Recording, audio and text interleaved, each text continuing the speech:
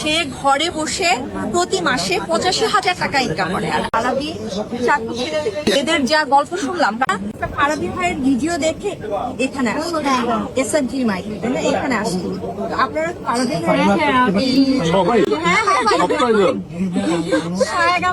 Laptop দিচ্ছিল সেটা দেখে ল্যাপটপ মানে হচ্ছে যে ওরা যে বেস্ট পারফর্মার মানে যে সবচেয়ে ভালো করছে ওদের একটা মানে স্কোর করে বোধহয় রেটিং করে। এইটা কি কি দিচ্ছে আয়েশা আলম? তুমি তুমি ফ্রিল্যান্সিং করো? আমি স্যার কিছুদিন আগে আমাকে বললেন এখান থেকে কল আসছে। আচ্ছা, আরেকটা জিনিস জানতে চাচ্ছি, সেটা হচ্ছে যে কত মাস হলো এই যে এই প্ল্যাটফর্মে কাজ করছেন? 2024 সালে আপনার সেপ্টেম্বর মাসে জয়েন করছি। আর এখন পর্যন্ত কেমনই আর্ন করছেন? এখন আমরা 85 প্লাস আছে। 85,000 পার মান্থ প্লাস আছে। টাকা পার মান্থ। আরবি চাকরি ছেড়ে আমার মনে হয় আমি করতেই চাই না, আমি ফ্রিল্যান্সার হতে চাই। এদের যা গল্প শুনলাম, কারণ হচ্ছে আমার কাছে মনে হয় যে চাকরিতে সবচেয়ে বড় সমস্যা স্বাধীনতা নেই। আর এখানে স্বাধীনতা হচ্ছে টাকা আছে। একটা মাসে 85 মানে আপনি হাউস ওয়াইফ, বাসায় থেকে কাজ করেন? আগে থেকে হাউস ওয়াইফ ছিলেন? মানে বাসায় থেকে কাজ করে প্রতি মাসে 85,000 টাকা প্লাস। আচ্ছা, তোমার? আমি তো স্টুডেন্ট, আমি এবার 10-এ। ক্লাস 10-এ? হ্যাঁ, কিরকম কি কাজটা? ওপর কাপড় দেখে আমি বুঝি নাই যে এত ছোট। আমি 10-এ পড়তেছি। টেনে পড়ে আমরা টেনে পড়ার সময় কি কখনো চিন্তা করছি? না না, আমি 8 থেকে করতেছি আর 9-এ। তোমার এখন ক্লাস 10-এ পড়ো, তোমার এখন ইনকাম কত? আমার এখন মান্থলি হচ্ছে 50,000 আর ফুল লাইফ টাইম হচ্ছে 9 লাখ। মাই গড। 9 লাখ বাবা মা বিশ্বাস করে? আমার বাবা নাই, আমার আম্মু আছে। আম্মু শুরু থেকে সাপোর্টিভ অনেক বেশি। আর এখান থেকে আমি ল্যাপটপও পেলাম। হ্যাঁ, এখান থেকে ল্যাপটপ পাওয়ার পরে আসলে জার্নিটা শুরু হইতে। এই যে আমরা যারা চিন্তা করি যে পড়াশোনা শেষ করে চাকরি করব, কি চাকরি করবো, কোথায় যাবো, এত সার্টিফিকেট আমাদের, এগুলো কিছু দরকার নাই। ঢাকা বিশ্ববিদ্যালয়ে আমরা একসাথে পড়াশোনা করছি তো একই সময় অলমোস্ট। তো সেইখানে আমরা 2-3 হাজার টাকা টিউশনি পাওয়ার জন্য যখন অনার্সে পড়ি, সেই প্রতিযোগিতা এখনো চলে। আর তুমি ক্লাস 10-এ বসে পড়ো, 50,000 টাকা ইনকাম করো। তুমি কি আমাদের ঢাকায় থাকো মতো না যারা বাইরে? প্রেজেন্টার, আমাদের মতো যারা প্রেজেন্টার, তারাও অনেকে আছে এখন এত টাকা বেতন পায় না। বেতন পায়। তুমি কি কাজ করে পাও এত? আমি ফেসবুক অ্যাডস আর ডলার সেল করি। এটা সেল করো মানে অনলাইনে? এটা কি এটা কিভাবে, মানে এটা অনেকে এটা ভর্তি হবে যে হচ্ছে কি করবে এটা নিজেই জানেন। এখানে তো এসআর রিমেডি আমাদের ফেসবুক অ্যাড সম্পর্কে ধারণা দিয়েছে, ওইটাই শিখছি। এখানে ইনকামটা তারাই করে। মানে ডিজিটাল মার্কেটিং যেটা এখান থেকে শিখে একটা দিয়ে করে।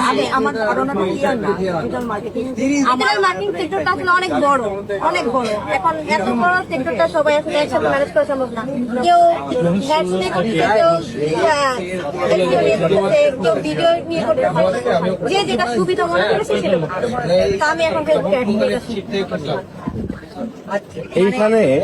এইখানে ইন্টারেস্টিং ব্যাপার হচ্ছে যে আমরা যেখানে দাঁড়ানো, একটু ঘুরায় দেখো।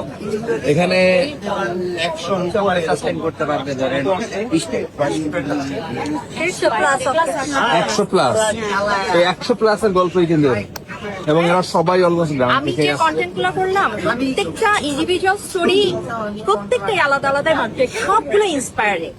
আমার ওদের গল্প শুনে মনে হচ্ছে যে কেন চাকরি করতেছি, কেন চাকরি করি, কেন আমরা চাকরির পিছনে দৌড়াই। আসলে আমাকে সবচেয়ে বেশি মেইল করে, আমার মেইল অ্যাড্রেসটা দেয়া আছে, সবচেয়ে বেশি মেইল করে যে চাকরি চাই। এখন সে অনার্স পাস বা মাস্টার্স পাস, এখন সে যে কি করবে সে নিজেও জানে না। আমাদের পড়াশোনাই এরকম। এই আপুকে দেখেন আপনারা, সে ঘরে বসে প্রতি মাসে 85,000 টাকা ইনকাম করে। আর আমরা বাসা থেকে বের হই চাকরির উদ্দেশ্যে, রাস্তায় 2 ঘন্টা। হ্যাঁ, সে হাউস, এটাই তো বললাম, ঘরে বসে মানে একদম পিওরলি সে তার বাচ্চাদের টেক কেয়ার করতেছে, রান্না বান্না করতে না, সবই করতে পারতেছে। আমরা রাস্তায় বের হই, 2 ঘন্টা জ্যামে বসে অফিস যাই, অফিসে গিয়ে 4-5 ঘন্টা ধরে নিউজ পড়ি, আবার 2 ঘন্টা পরে বাসায় আসি।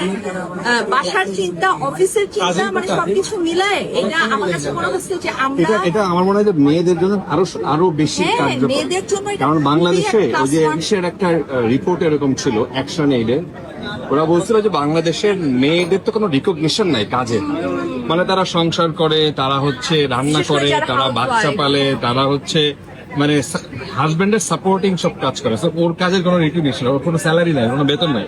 হাজবেন্ড বাইরে থেকে যে কাজটা করে আসছে তার জন্য একটা বেতন থাকে। হাজবেন্ডকে গিফট কিনে দেয়। হ্যাঁ, নিজের টাকা দিয়ে সে দিচ্ছে, মানে এটার অন্যরকম একটা মজা, তাই না? নিজের টাকা- বাংলাদেশে আমার মনে হয় যে আমাদের কালচারটাই এরকম হয়ে গেছে, মানে পুরুষরা কাজ করবে 100%, নারীরা মনে হয় বেকার থাকবে, অর্থাৎ কাজ করবে না, এরকম মনে হয় 90%। তো সেই জায়গায় যদি মেয়েরা বাসায় বসেও, তারা সংসার করেও, তারা তাদের ঘর সামলানোর পরও যদি এই কাজের সুযোগ পায়, যে বাইরে যাওয়ার দরকার না, হাতের কাছে ফোন আছে বা ল্যাপটপ আছে, এইটুকুই তো, নাকি আর কিছু লাগে? মানে একটা ফোন আর ল্যাপটপ আমি ফোন দিয়ে এখন 1 লাখের মতো ইনকাম করি। ফোন দিয়ে প্রথমে 1 লাখ টাকা, তারপরে 1 লাখ টাকা ইনকাম করে 1 কি? লাখ করার পরে হচ্ছে যখন এসআরবি মাইডিকে জানাই এটা, তখন বলছে যে আমি তো পারবো, তখন এখান থেকে ল্যাপটপ দেওয়া হচ্ছে। আচ্ছা, এরপরে এই ল্যাপটপ পাওয়ার পর এখন 9 লাখ। 9 লাখ। ক্লাস 10 পড়ে, বলতেছে আমি মাসে 1 লাখ টাকা ইনকাম করছি। আমরা যখন ক্লাস 10 পড়ছি, 1 টিফিনের লাখ টাকা টাকা, আমি নিজের চোখে দেখি নাই কিন্তু। আরে 1 লাখ টাকা বাদ দাও, টিফিনের টাকা নেয়ার জন্য, মানে টিফিনের টাকা একটু বেশি নেওয়ার জন্য 20 টাকা বরাদ্দ থাকলে এখানে 30-40 টাকা নেওয়ার জন্য যে ফাইটটা আমাদেরকে দিতে হতো, আর সে বলতেছে আমি যখন মাসে 1 লাখ টাকা, মানে একটু চিন্তা করো তুমি। আমি এই প্ল্যাটফর্ম সম্পর্কে আসলে আমার ধারণাই ছিল না। ওরা আমাকে ফোন করে বলছে তুমি ওদেরকে না। বাংলাদেশে ইন্টারেস্টিং ব্যাপার হচ্ছে যে বাংলাদেশে এখন প্রায় $2 বিলিয়ন আসে এদের থেকে। মানুষ জানে না, প্রায় $2 বিলিয়ন এই ইকোনমিতে যুক্ত হয়। বাংলাদেশে সবাই বিদেশ বলতেই অথবা রেমিটেন্স বলতেই বোঝে যে বিদেশে যাবে, হাড় ভাঙে হাঁটুনি থাকবে, সেখানে চাকরি করবে গিয়ে। না, এটা tax না। উল্টা যেহেতু ডলার আসে, ওরা আরো এটা গভর্নমেন্টের ইনসেন্টিভ দেয়। তো এদের বিষয়টা, অর্থাৎ $2 বিলিয়ন যখন ইকোনমিতে যুক্ত হয়, এইটা ওইরকম কোনো রিকগনিশন এদেরকে না, গভর্নমেন্টও দেয় না কোনো রিকগনিশন, প্লাস হচ্ছে বেসরকারি প্রতিষ্ঠানও কেউ কেয়ার করে না। তো এই জায়গাটায় যদি একটু কাজ করা যায়, মানে মানুষকে যদি ইন্সপায়ার করা যায়, মানুষকে যদি জানানো যায় বাংলাদেশে এরকম বেকার থাকার কোনো সুযোগ নেই, ছেলে হোক মেয়ে হোক। বিশেষ করে আরেকটা জিনিস, একটা বিশাল বড় একটা অংশ কিন্তু হাউস ওয়াইফ, আরেকটা হচ্ছে বিশাল অংশ স্টুডেন্ট। তো এই দুইটাকে যদি এই প্ল্যাটফর্মে আনা যায়, এই দুইটা অংশকে এই প্ল্যাটফর্মে আনা যায় এবং তাদেরকে প্রপার একটা গাইডলাইন দেওয়া যায়, আমার কাছে মনে হয় যে বাংলাদেশের ইকোনমিটা অনেক বড়। হ্যাঁ, এক্স্যাক্টলি। আমাদের থেকে অনেক ইন্সপায়ার্ড হয়েছে, এটা আমি মানি, কারণ এখন পর্যন্ত অনেকবার ভিডিও বানানো হচ্ছে। আমি নিজেই কমপক্ষে 2700 স্টুডেন্ট এসআরবি মাইডিতে। তাই নাকি? দেখা যায় আমাদের দেখে আমাদের কাছে জানতে চায় যে আসলে কি এটা সম্ভব? সত্যি কি না। না, এই ভিডিও দেখে অনেকে মনে করবে যে আসলে কি এটা সম্ভব, না, কারণ আমার কাছে আমিও কনফিউজ, মনে কারণ আমি কাছে- যেহেতু নিজে প্র্যাকটিক্যালি করি নাই, বাট এইরকম আমার 50-60 জনের বেশি হবে ওদের মতো, যাদের সাথে কথা মানে যার সাথে কথা বলছি প্রত্যেকেরই আলাদা আলাদা গল্প। আমি যাদের- ওর বাবা নাই, তুমি এখানে কেন আসছো, মানে কেন আসছিলে, তুমি আসছিলে? আমি আসছিলাম যেহেতু আমার আপু ছিল না, তো চিন্তা ভাবনা ছিল পড়ার পরে একটু ব্রেক টাইম পাইছিলাম এই এক্সাম দেওয়ার পরে। তখন ফ্যামিলির একটু টাকা পয়সার সমস্যা ছিল, তো তখন ওই বয়সে আসলে জব করা পছন্দ না, কে আমাকে দেবে? ক্লাস 8-এ। তো তখন ভাবতেছিলাম যে অনলাইনে কিছু একটা করা যায়, ওরকম করতে করতে 4-5 মাস আমি একটু বুঝছি পাই নাই। তারপরে এসআরবি মাইডিতে এরকম আপনার ভিডিও দেখছি, বাসায় অনেকবার বুঝায় বলছি। 4000 টাকার জন্য অনেক কান্নাকাটি করা লাগে। 4000 টাকা ছিল কোর্স ফি। তখন 4000 টাকা। তো এখনো 4000 এর ভিতরে অনেক- 4000 টাকার জন্য তোমাকে অনেক কান্নাকাটি করতে হয়েছে। তখন আব্বু যেহেতু ছিল না, আম্মুর পক্ষে পসিবল ছিল না টাকা। আর যাকে বলছি সবাই বলছে যে স্ক্যাম হয়ে যাবে, কারণ ওই টাইমে আমার খুব বেশি মানে এই ব্যাপারটা ভুয়া, আসলে ওনার টাকা নিয়ে কিছু না, যাদের স্টোরি আমি শুনলাম আমার কাছে আসলে মনে হচ্ছিল অবিশ্বাস্য। একটা ছেলে বললো 200 টাকা নিয়ে ঘুরতো সারাদিন, ওই 200 টাকার মধ্যে খাওয়া, 3 বেলা খাওয়া, তার ভার্সিটি বাস ভাড়া সবকিছু দেওয়া, 200 না 150 টাকার মতো। কোনোদিন যদি খাবারের বেশি খরচ হয়ে যেত টানাটানি করে যেত। তার নাকি গত 6 মাসে 8 লাখ টাকা।